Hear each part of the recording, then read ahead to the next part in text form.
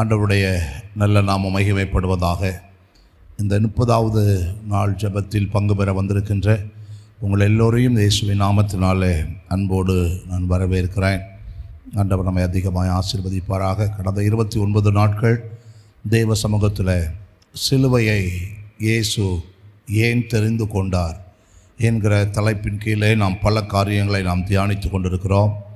இந்த 30வது நாளில் ஆண்டவர் இன்றைக்கு நம்முடைய தியானத்திற்காக அவர் நமக்கு கற்றுக் கொடுக்கக்கூடிய ஒரு பெரிய உத்தரவாதம், சிலுவையில் அவர் நமக்கு தந்திருக்கிற ஒரு பெரிய உத்தரவாதம், ஒரு மனுஷன் கூட கெட்டுப்போவது அவருடைய சித்தம் அல்ல. ஆமென் சொல்லுங்கள் அல்லேலூயா.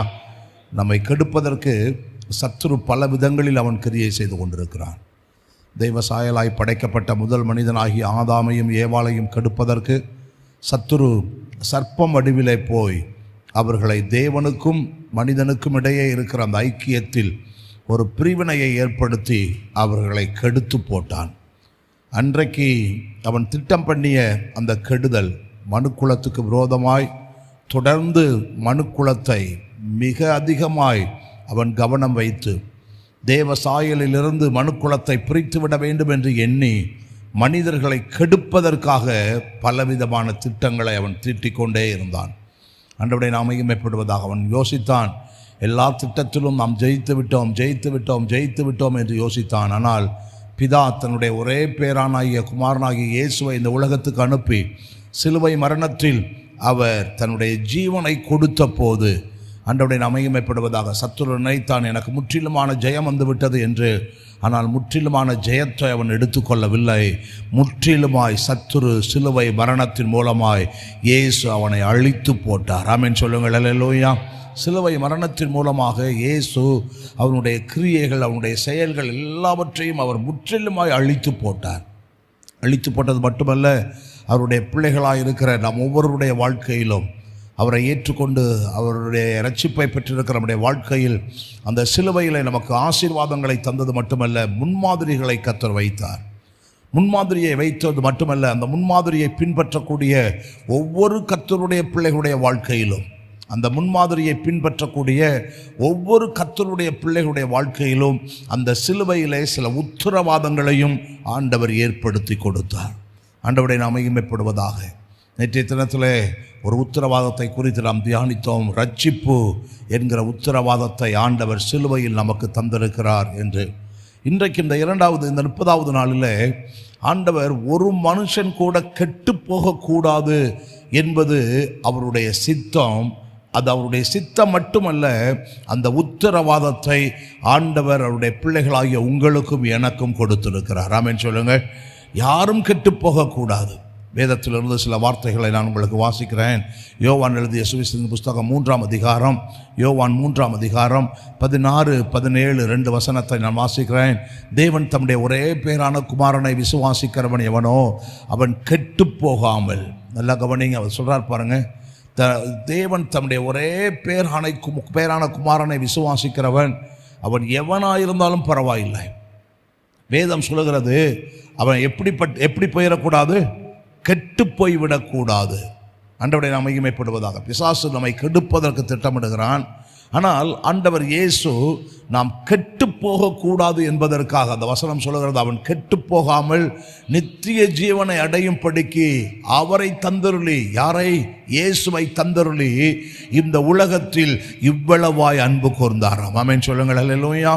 எதற்காக? தன்னுடைய ஒரே பேரான குமாரனை இந்த உலகத்துக்கு கொடுத்தார். வேதம் சொல்லுகிறது, ஒருவன் கூட கெட்டு போகக்கூடாது, எல்லோரும் நித்திய ஜீவனை பெற்றுக்கொள்ள வேண்டும் என்கிற நோக்கத்தோடு ஆண்டவர் இந்த உலகத்துக்கு தன்னுடைய குமாரனை அனுப்பினாராம். அடுத்த வசனம் 17வது வசனம் இவ்விதமாய் சொல்லுகிறது, உலகத்தை ஆக்கினைக்குள்ளாக தீர்க்கும்படி தேவன் தம்முடைய குமாரனை உலகத்துக்கு அனுப்பாமல் அவராலே உலகம் ரட்சிக்கப்படுவதற்காகவே அவரை அனுப்பினார். ஒரு சாரார் மட்டும் ரட்சிக்கப்படுவதற்கு, ஒரு சமுதாயம் மட்டும் ரட்சிக்கப்படுவதற்கு, ஒரு இன மக்கள் மட்டும் ரட்சிக்கப்படுவதற்கு, ஒரு மொழி பேசக்கூடிய மக்கள் மட்டும் ரட்சிக்கப்படுவதற்கு ஆண்டவர் தன்னுடைய குமாரனை இந்த உலகத்துக்கு அனுப்பவில்லை. இந்த உலகத்தை ஆக்கினைக்குள்ளாக தீர்ப்பதற்கு முழு உலகமும் ரட்சிக்கப்பட வேண்டும் என்பதற்காக ஆண்டவருடைய நாமம் மகிமைப்படுவதாக. அவராலே உலகம் ரட்சிக்கப்படுவதற்காக அவரை அனுப்பினாராம். உலகம் என்று சொல்லும் பொழுது உலகத்தில் இருக்கிற எல்லா இன மக்கள், எல்லா மொழி பேசக்கூடிய மக்கள், எல்லா கலரினம் உள்ள மக்கள் ஆண்டவருடைய நாம மகிமைப்படுவதாக. அப்போ ஆண்டவருடைய நோக்கம், ஆண்டவருடைய பெரிய உத்தரவாதம் சிலுவையிலே முழு மனுக்குலமும் ரட்சிக்கப்பட வேண்டும் என்பதுதான் அவருடைய சித்தம். ஆமென் சொல்லுங்கள். அல்லேலூயா. ஆண்டவருடைய நாம மகிமைப்படுவதாக. இன்னொரு வசனத்தை நான் காண்பித்து கொடுக்கிறேன். ஆண்டவருடைய நாம மகிமைப்படட்டும். ரோமருக்கு எழுதிய நிருபம் 5ஆம் அதிகாரம், ரோமருக்கு எழுதிய நிருபம் 5ஆம் அதிகாரம் 6வது 7வது 8வது வசனத்தை பாருங்கள்.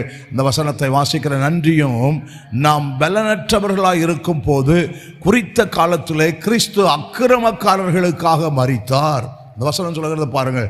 நாம் பலனற்றவர்களாய் இருக்கும் போது குறித்த காலத்தில் கிறிஸ்து அக்கிரமக்காரருக்காக மரித்தார். 7வது வசனத்தில் அவர் சொல்லுகிறார், நீதிமானுக்காக ஒருவன் மரிக்கிறது அரிது, நல்லவனுக்காக ஒருவேளை ஒருவன் மரிக்க துணிவான். ஒருவேளை நல்லவனுக்காக, ஒரு நீதிமானுக்காக ஒருத்தன் மரிப்பதற்கு ஒருவேளை முன் வரலாம். ஆனால் வேதம் சொல்லுகிறது 8வது வசனத்தில், நாம் பாவிகளாயிருக்கையில் கிறிஸ்து நமக்காக மரித்ததினாலே தேவன் நம் மேல் வைத்த தமது அன்பை விளங்க பண்ணுகிறார். ஆமென் சொல்லுங்கள். அல்லேலூயா. நம்ம நீதிமானாயிருந்தா நீதிமானுக்காக, நல்லவர்களுக்காக ஒருவேளை ஒருத்தர் மரிப்பதற்கு துணியலாம். ஆனால் நாம் நீதிமான்களாய் இல்லை. நாம் எல்லோரும் பாவிகளாய் இருந்தோம். நாம் எல்லோரும் கெட்டு போயிருந்தோம். நாம் எல்லோரும் ஆண்டவருடைய சாயலை இழந்து போயிருந்தோம். நாம் எல்லோரும் ஆண்டவருக்கும் நமக்கும் இடையே எந்த உறவும் இல்லாமல், எந்த தொடர்பும் இல்லாமல் அப்புறப்படுத்தப்பட்ட நிலைமையில் இருந்தோம். குறிப்பாக இன்றைக்கு நாம் எல்லோரும் புறஜாதியார் என்று சொல்லக்கூடிய நிலைமையில் இருந்தோம். ஆனால் நம் எல்லோருடைய பாவங்களுக்காக கிறிஸ்து நம்ம மேல வைத்த அன்பின் நிமித்தம் அவர் நமக்காக கல்வாரி சிலுவையிலே மரித்தார். ஆமென் சொல்லுங்கள். அல்லேலூயா. அவர் நம்மை தெரிந்தெடுத்தது பெரிய அற்புதம். ஆண்டவருடைய நாம மகிமைப்படுவதா. நமக்காக நம்மேல் வைத்த அவருடைய அன்பின் நிமித்தம் அவர் சிலுவையின் மரணத்தை எடுத்தார் என்று வேதம் சொல்லுகிறது. பேதுரு குறிப்பிடும் பொழுது 2 பேதுருவின் புஸ்தகம் 3ஆம் அதிகாரம் 9வது வசனத்தில், 2 பேதுருவின் புஸ்தகம் 3ஆம் அதிகாரம் 9வது வசனத்தில், தாமதிக்கிறார் என்று சிலர் எண்ணுகிறபடி கர்த்தர் தமது வாக்குத்தத்தத்தை குறித்து தாமதமாயிராமல், ஆண்டவர் சொல்றார் பாருங்க, தாமதிக்கிறார் என்று சிலர் எண்ணுகிறபடி கர்த்தர் தம்முடைய வாக்குத்தத்தத்தை குறித்து அவர் தாமதமாயிராமல், அவர் தம்முடைய வாக்குத்தத்தத்தை குறித்து அவர் தாமதமாயிருக்கிற தேவன் அல்ல. எல்லா மனுக்குலமும் ரட்சிக்கப்பட வேண்டும் என்பது அவருடைய விருப்பம். ஒருவரும் கெட்டுப்போகக்கூடாது என்பது அவருடைய விருப்பம். நாம் பாவிகளாய் இருக்கும் போது நம்மேல் வைத்த அன்பை நிமித்தம் நமக்காக அவர் வெளிப்பட்ட ஒரே தேவகுமாரன். அவர் சொல்றாரு, இன்னைக்கு நான் வெயிட் பண்றேங்கிறதுக்காக நான் தாமதிக்கிறேன் அப்படிங்கிறதுனால என்னுடைய வாக்கு தத்தத்தை குறித்து நான் தாமதமாயிராமல், அவர் ஏன் தாமதமாயிருக்கிறார்? அதில் சொல்லுகிறார், ஒருவரும் கெட்டு போகாமல் எல்லோரும் மனம் திரும்ப வேண்டும் என்று விரும்பி நம்மேல் நீடிய பொறுமை உள்ளவராயிருக்கிறார். ஆமென் சொல்லுங்கள். அல்லேலூயா. அவர் ஏன் நீடிய பொறுமை உள்ளவராயிருக்கிறார்? ஏன் இன்னும் இந்த உலகத்துக்கு வரவில்லை? ஏன் இந்த உலகத்தை இன்னும் அந்தி கிறிஸ்துவனுடைய கையில் ஒப்புக் கொடுக்கவில்லை? ஏன் இந்த உலகத்தை ஆக்கினைக்குள்ளாக தீர்க்கப்படுவதற்கு ஏன் ஆண்டவர் அனுமதிக்கவில்லை? ஏன் நியாய தீர்ப்பின் நாட்களை ஆண்டவர் வரப்பண்ணவில்லை? ஆண்டவரை நம்ம மகிமைப்படுவதாக. ஏன் ஆண்டவர் இதற்கெல்லாம் தாமதித்துக் கொண்டிருக்கிறார்? அவர் தாமதிப்பதற்கு காரணம் என்ன? வேதம் சொல்லுகிறது, எல்லோரும் மனம் திரும்ப வேண்டும் என்பதற்காக. ஒருத்தர் கூட கெட்டு போயிடக்கூடாது. ஆண்டவருடைய நாம் மகிமைப்படுவதாக. சின்ன பிள்ளையாக இருந்தாலும் பெரியவங்களாக இருந்தாலும், எவ்வளோ பெரிய அரசியல்வாதிகளாக இருந்தாலும், எவ்வளோ பெரிய செல்வந்தர்களாக இருந்தாலும், எவ்வளோ பெரிய படித்த மேதைகளாக இருந்தாலும், வேதம் சொல்லுகிறது ஒருவர் கூட கெட்டு போயிடக்கூடாது. ஆமென் சொல்லுங்கள். அல்லேலூயா. அடி மட்டத்திலிருந்து மேல் மட்டம் வரைக்கும் இருக்கிற எல்லா மக்களும் ரட்சிக்கப்பட வேண்டும் என்பதற்காக அவர் பொறுமையாக இருக்கிறாராம். அப்போ அவருடைய நோக்கம் என்ன? அவருடைய உத்தரவாதம். அவர் என்ன உத்தரவாதத்தை வைத்திருக்கிறார் நமக்கு சிலுவையில்? ஒருத்தர் கூட கெட்டு போயிடக்கூடாதுப்பா, ஒருவர் கூட கெட்டு போயிடக்கூடாது. அதுதான் அவருடைய உத்தரவாதம்.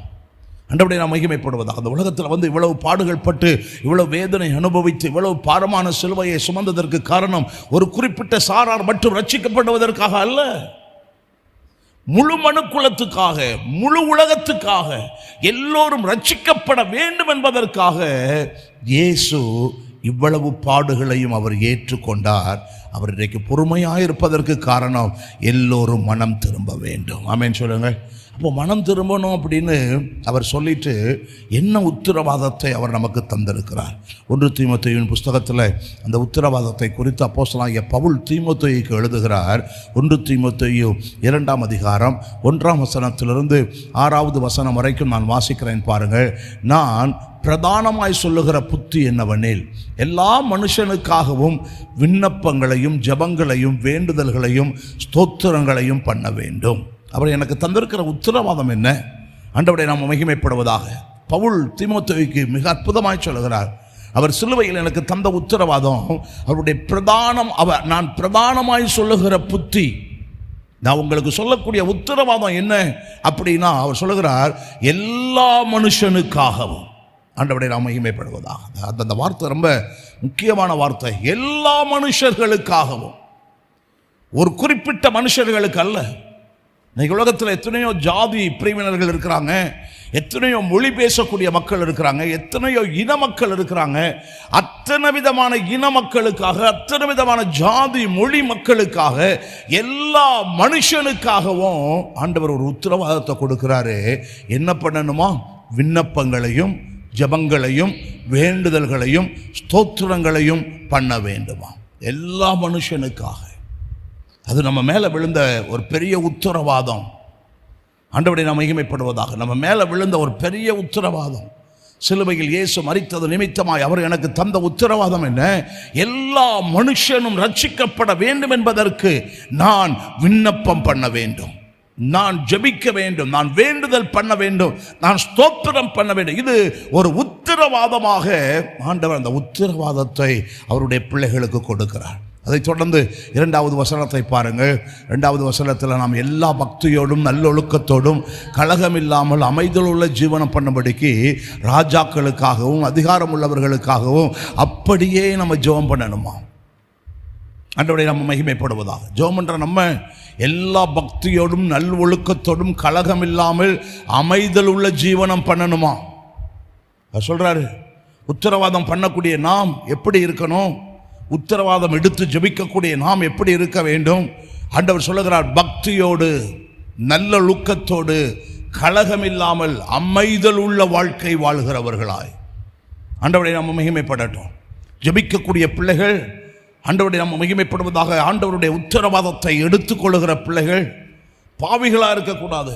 பாவிகள் ஜெபம் பண்ணி ஆண்டவர் கேட்க மாட்டார். அவர் சொல்றாரு, நல்ல எல்லா பக்தியோடும் நல்லொழுக்கத்தோடும் கலகம் இல்லாமல் அமைதல் உள்ள ஜீவனம் பண்ணும்படிக்கு நீ என்ன பண்ணணும் அப்படின்னா, ராஜாக்களுக்காக அதிகாரம் உள்ளவர்களுக்காக நீ அப்படியே ஜெபம் பண்ணணுங்கிறார். ஆண்டவரை நாம் மகிமைப்படுவதாக. நல்லொழுக்கங்கள் உண்டாக்கப்படுவதற்கு நாம் நல்லொழுக்கமாக இருப்பது மட்டுமல்ல, எல்லா இடத்திலும் அநியாயம், அக்கிரமம், லஞ்சம், ஊழல்கள் எதுவும் இல்லாமல் இருப்பதற்கு ராஜாக்களுக்காக அதிகாரிகளுக்காக நம்ம ஜெபம் பண்ணணுங்கிறாரு. ஆண்டவரை நாம் மகிமைப்படுவதாக. 3வது நீங்கள் 3வது வசனத்தை நம்ம பார்ப்போம்னா, 3வது வசனத்தில் நம்முடைய இரட்சகராகிய தேவனுக்கு முன்பாக அது நன்மையும் பிரியமுமாக இருக்கிறது. அப்படி ஜெபம் பண்ணுறது, அப்படி உத்தரவாதம் எடுத்து ஜெபம் பண்ணுறது நம்முடைய தேவனுக்கு முன்பதாக அது எப்படி இருக்குதான்? நன்மையும் பிரியமுமாக இருக்கிறது. 4வது வசனத்தை பாருங்கள். 4வது வசனத்தில் சொல்லுகிறார், எல்லா மனுஷரும் ரட்சிக்கப்படவும் சத்தியத்தை அறிகிற அறிவை அடையவும் அவர் சித்தம் உள்ளவராக இருக்கிறார். எல்லா மனுஷனும் ரட்சிக்கப்படணும், எல்லாரும் சத்தியத்தை அறிகிற அறிவை அடைய வேண்டும் என்று அவர் சித்தமுள்ளவராக இருக்கிறார். ஜெபம் பண்ண வேண்டியது நம்முடைய கடமை. எல்லா மனுஷரை ரட்சிப்பதும் சத்தியத்தை அறிகிற அறிவை அடையணும் அப்படிங்கிறது அவர் சித்தமாக இருக்கிறார். 5வது வசனத்தில் பவுல் குறிப்பிடும் பொழுது சொல்கிறார், தேவன் ஒருவரே, தேவனுக்கும் மனுஷனுக்கும் மத்தியஸ்தரும் ஒருவரே. அவர் சொல்றார், தேவன் ஒருவரே. இன்னைக்கு உலகத்தில் 33 கோடி தேவர்கள் இருக்கிறார்கள் என்று சொல்லப்படுகிறார்கள். 33 கோடி தேவர்கள் இருந்தாலும் வேதம் சொல்லுகிறது, தேவனுக்கும் மனுஷனுக்கும் மத்தியஸ்தராக இருப்பது தேவன் ஒருவரே. ஆமென் சொல்லுங்க. அவர் தான் மத்தியஸ்தராக இருக்கிறார். மாதா மத்தியஸ்தராக வந்துட முடியாது, அந்தோனியார் மத்தியஸ்தராக வந்துட முடியாது, சின்னப்பர் மத்தியஸ்தராக வந்துட முடியாது, அருளப்பர் மத்தியஸ்தராக வந்துட முடியாது. அவர்கள் வழியாக நாம் போய்விட முடியாது, புனிதர்கள் வழியாக போக முடியாது. எந்த மனிதர்களின் வழியாகவும் நாம் அவரோடு கூட இணைந்து விட முடியாது. மத்தியஸ்த ஊழியத்தை யாராலையும் செய்ய முடியாது. செத்த தெய்வங்கள் மூலமாய், செத்த மனிதர்கள் மூலமாய் அந்த மத்தியஸ்த ஊழியத்தை செய்ய முடியாது. வேதம் சொல்லுகிறது, தேவனுக்கும் மனுஷனுக்கும் மத்தியஸ்தர் தேவன் ஒருவரே. தேவனை தவிர வேற யாருமே இல்லை மனுஷனை ரட்சிப்பதற்கு. அதனால தான் அவர் சொன்னார், நானே வழியும் சத்தியமும் ஜீவனுமாய் இருக்கிறேன், என்னால் இல்லாமல் ஒருவனும் பிதாவினிடத்திற்கு வர முடியாது. ஆண்டவரே, நம்ம மகிமைப்படுவதாக. மனுஷனுக்கும் தேவனுக்கும் இடையிலே தேவன் ஒருவரே மத்தியஸ்தர். அவர்தான் ரட்சிக்கிறவர், அவர்தான் எல்லாரையும் ரட்சிக்க சித்தமைத்திருக்கிறார். ஒருவரும் கெட்டு போகாமல் இருக்க வேண்டும் என்பது அவருடைய விருப்பம். நீங்களும் நானும் ஜெபிப்போம் அப்படின்னா தேவன் மத்தியஸ்த ஊழியத்தை பிதாவாகிய தேவன் கிறிஸ்துவின் மூலமாய் நிறைவேற்றி ஜனங்களை ரட்சிக்க அவரால் முடியும். 6வது வசனத்தை நான் வாசித்து முடிக்கிறேன். 6வது வசனத்தை பாருங்க. எல்லாரையும் மீட்கும் பொருளாக தம்மை ஒப்பு கொடுத்த மனுஷனாகிய கிறிஸ்து இயேசு அவரே. இதற்குரிய சாட்சி ஏற்ற காலங்களில் விளங்கி வருகிறது. எல்லா மனுஷரையும் மீட்கும் பொருளாக, யாரெல்லாம் கெட்டு போனாங்களோ எல்லா கெட்டுப்போன மனுஷனையும் மீட்கும் பொருளாக தம்மை ஒப்பு கொடுத்த மனுஷனாகிய கிறிஸ்து இயேசு அவரே. மத்தியஸ்தராய் இருந்து தேவனோடு நம்மை ஒப்புரவாக்க செய்யக்கூடியவர் இயேசு ஒருவர் மட்டுமே. இன்றைக்கு இந்த காலை நேரத்தில் ஜெபிக்க வந்திருக்கிற கர்த்தருடைய பிள்ளையே, அவர் மத்தியஸ்தராய் இருந்து எல்லாரையும் ரட்சிக்க போகிறார். நீங்களும் நானும் ஜெபிக்கும் போது தேவனுக்கும் மனுஷனுக்கும் இடையில அவர் மத்தியஸ்தராய் இறங்கி வருவார். அவர் மத்தியஸ்தராய் இறங்கி வருவார். தேவனை விட்டு தூரமாக இருக்கிற ஒவ்வொரு மனுஷனையும் தேவனோடு இணைப்பதற்கு அவர் மத்தியஸ்தராய் இறங்கி வந்து, ஒருத்தரும் கெட்டு போகக்கூடாது, எல்லாரும் மனம் திரும்ப வேண்டும் என்று அவர் அந்த மத்தியஸ்த ஊழியத்தை செய்து பிதாவோடு மனுக்குலத்தை இணைத்து கொடுப்பார். அவருடைய சாயலாய் படைக்கப்பட்ட மனுக்குலம் அவரை போலவே தேவ சாயலாய் மாற்றப்படும். இந்த பெரிய உத்தரவாதத்தை கர்த்தர் நமக்கு தந்திருக்கிறார். இந்த மத்தியஸ்த ஊழியத்தை இயேசு கிறிஸ்து செய்வதற்கு நீங்களும் நானும் வேண்டுதல் பண்ணணுமா, விண்ணப்பம் பண்ணணுமா, ஜெபம் பண்ணணுமா, ஸ்தோத்திரம் பண்ணணுமா? இந்த மத்தியஸ்த ஊழியத்தை இயேசு செய்வதற்கு நீங்களும் நானும் வேண்டுதல் பண்ணணும், விண்ணப்பம் பண்ணணும், ஜெபம் பண்ணணும், ஸ்தோத்திரம் பண்ணணும். இந்த 4 காரியத்தை நீங்களும் நானும் உத்தரவாதம் எடுத்து ஜெபிக்கும் போது, உத்தரவாதம் எடுத்து நீங்களும் நானும் வேண்டுதல் பண்ணும்போது, உத்தரவாதம் எடுத்து நீங்களும் நானும் ஸ்தோத்திரம் பண்ணும்போது, நீங்களும் நானும் பரிந்து பேசும்போது, நீங்களும் நானும் ஜெபம் பண்ணும்போது இயேசு எல்லா காரியத்தையும் வாய்க்க பண்ணுகிறவர். எல்லாரையும் அவர் ரட்சிப்பார். ஒருவர் கூட கெட்டு போவது அவருக்கு சித்தம் அல்ல. அப்படியே எழுமி நிற்போமா? எழுமி நிற்போம். எழுமி நின்று ஆண்டவருடைய சமூகத்தில் ஒரு விஷயம் கூட, ஆண்டவரே, எல்லா மனுஷனும் ரட்சிக்கப்படணும்னு உங்களுடைய விருப்பம் அல்லவா? அந்த கடைசி நாட்களில் எல்லா மனுஷனும் ரட்சிக்கப்படட்டும். ஆண்டவர்கிட்ட ஜெபம் பண்ணுங்க. அல்லே லூயா, அகலே லூயா, அகலே லூயா. படித்தவர்கள், படிக்காதவர்கள், சாதாரணமான மக்கள், அரசியல்வாதிகள், பெரிய பெரிய கல்வி மேதைகள், பெரிய பெரிய பதவிகளில் இருக்கிறவர்கள், பெரிய பெரிய வசதி வாய்ப்புகளில் இருக்கிறவர்கள், வேதம் சொல்கிறது யாரும் கெட்டு போகக்கூடாது. அல்லே லூயா. ராஜாக்கள், அதிகாரிகள், மந்திரிகள், பிரதமர்கள், முதலமைச்சர்கள், ஆளுநர்கள், அல்லேலூயா. வேதம் சொல்லுகிறது யாருமே கெட்டு போகக்கூடாது, எல்லாரும் மனம் திரும்பணும்னு சொல்லி அவர் நீடிய பொறுமையுள்ளவராய் அவர் காத்து கொண்டிருக்கிறாராம். அல்லேலூயா. இன்றைக்கு இந்த ஜெபத்தில் நீங்களும் நானும் ஜெபம் பண்ணுங்க. ஆண்டவரே, எல்லா மனுக்குலமும் ரட்சிக்கப்படணும். ஜெபம் பண்ணுங்க. எல்லா ஜாதி மக்கள், எல்லா இன மக்கள், எல்லா மொழி பேசக்கூடிய மக்கள், எல்லா கலரின மக்கள் எல்லாரையும் கர்த்தர் ரட்சிக்கும்படியாய், அல்லேலூயா, முழு மனுக்குலத்துக்காக தன்னுடைய இரத்தத்தை சிந்தியவர். அல்லேலூயா. இன்றைக்கு அவர்களுடைய ரட்சிப்புக்காக நீங்களும் நானும் உத்தரவாதம் எடுத்து வேண்டுதல் பண்ணணும்னு கர்த்தர் சொல்லுகிறார். நீங்களும் நானும் உத்தரவாதம் எடுத்து விண்ணப்பம் பண்ணணும்னு கர்த்தர் சொல்லுகிறார். நீங்களும் நானும் உத்தரவாதம் எடுத்து ஜெபிக்க வேண்டும் என்று கர்த்தர் எதிர்பார்க்கிறார். நீங்களும் நானும் உத்தரவாதம் எடுத்து நம்ம தோத்திரம் பண்ணணும்னு ஆண்டவர் எதிர்பார்க்கிறார். அப்படி எல்லாரும் இணைந்து உத்தரவாதம் எடுத்து கர்த்தரை தோத்திரம் பண்ணுங்க. உத்தரவாதம் எடுத்து விண்ணப்பம் பண்ணுங்க. உத்தரவாதம் எடுத்து நீங்கள் கர்த்தரை தோத்திரம் பண்ணுங்க. உத்தரவாதம் எடுத்து ஆண்டவருடைய சமூகத்தில் ஜெபம் பண்ணுங்க. உத்தரவாதம் எடுத்து நீங்கள் எல்லா விதமான வேண்டுதல்களையும் ஆண்டவருக்கு நீங்கள் தெரியப்படுத்துங்க. ரட்சிப்பு கர்த்தருக்கு சொந்தமானது. அல்லேலூயா. எந்த மனுஷனையும் அவரால் ரட்சிக்க முடியும். அல்லேலூயா. ராஜாக்களை ரட்சிக்க முடியும், அதிகாரிகளை ரட்சிக்க முடியும், பெரிய பெரிய ஆட்களை ரட்சிக்க முடியும், எல்லா ஜாதி மக்களையும் அவரால் ரட்சிக்க முடியும்.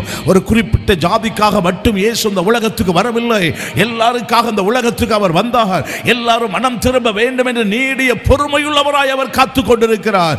ஒருவர் கூட கெட்டு போவது அவருக்கு சித்தமில்லை என்று வேதம் சொல்லுகிறது.